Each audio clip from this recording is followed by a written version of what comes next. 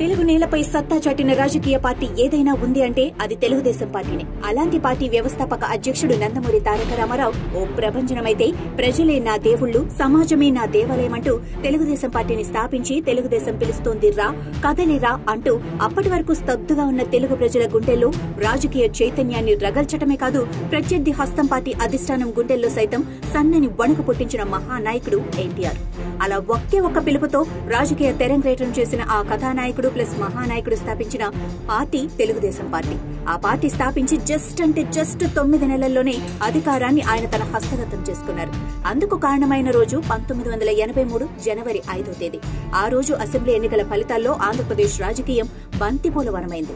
మొత్తం 298 అసెంబ్లీ స్థానాలకు గాను 200కు పైగా స్థానాల్లో సైకిల్ పార్టీ విజయ కేతనం ఎగురవేయడంతో ఆయా అసెంబ్లీ నియోజకవర్గాలన్నీ పసుపు రంగు వర్ణాన్ని సంతరించుకున్నాయి.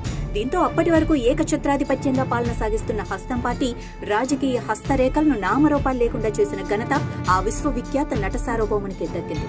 అయితే ఆ రోజుల్లో ఎన్నికల వ్యూహకర్తలు ఐప్యాక్లు, 6 ప్యాక్లు, సర్వేలు, సెంటిమెంట్లు, ఆయింట్మెంట్లు, మహానేతలు, ధననేతలు అనేవి లేని తెలియని రోజులు. ఇంకా చెప్పాలి అంటే కష్టపడటమే కానీ ప్రజాధనాన్ని కొట్టేయటం తెలియదు, అమాయకత్వమే కానీ అహంకారం తెలియదు. తెలిసిందల్లా ఒక్కటే, ఒకరికి అన్యాయం జరిగినా అందరూ కదిలారు, అందరికీ అన్యాయం జరుగుతోందని తెలిసినా ఒక్కొక్కరుగా కలిసి ఒక తాటిపైకి వచ్చారు. అలాంటి రోజుల్లో, సాధారణ రోజుల్లో తెలుగుదేశం పార్టీ గెలుపు ఓ సాధారణ విజయం. అలాగే ఉమ్మడి ఆంధ్రప్రదేశ్ లో వివిధ ప్రాంతాలకు చెందిన బడుగు బలహీన వర్గాల వారినెందన్నో ఎన్టీఆర్ తనతో పాటు చట్టసభల్లో అడుగుపెట్టించారు. వారిలో నూనూగు మీసాల యువకులు, అది కూడా విద్య, వైద్య రంగంతో పాటు వివిధ రంగాల్లో నీతి నిజాయితీతో విధులు నిర్వహిస్తున్న మెరికల్లాంటి వారు సైతం ఉండటం గమనార్హం.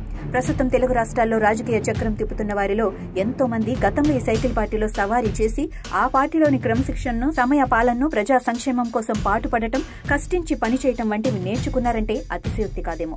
ఎన్నో ప్రాంతీయ పార్టీలు వచ్చాయి, పోయాయి. కానీ తెలుగుదేశం పార్టీ మాత్రం జెండా కర్రలాగా నిటారుగా నిలబడి దానికున్న పసుపు జెండా నిత్యం రెపరెపలాడుతూనే ఉంది. దశాబ్దాలుగా ప్రజల మధ్య నిలిచి గెలుస్తున్న పార్టీకి కొన్ని సమయాల్లో గాలివాటంగా పుట్టగొడుగుల్లా పుట్టుకొచ్చిన ప్రాంతీయ పార్టీలతో తాత్కాలిక ఎదురుదెబ్బలు తగిలినా ఆ తర్వాత కాలానుగుణంగా ఆయా పుట్టగొడుగు పార్టీల తాలూకు రంగు, రుచి, వాసన ప్రజాక్షేత్రంలో వెలసిపోతూ ఉండటంతో అన్ని వర్గాల ప్రజల అడుగులు పసుపు పార్టీ వైపే పడుతున్నాయి.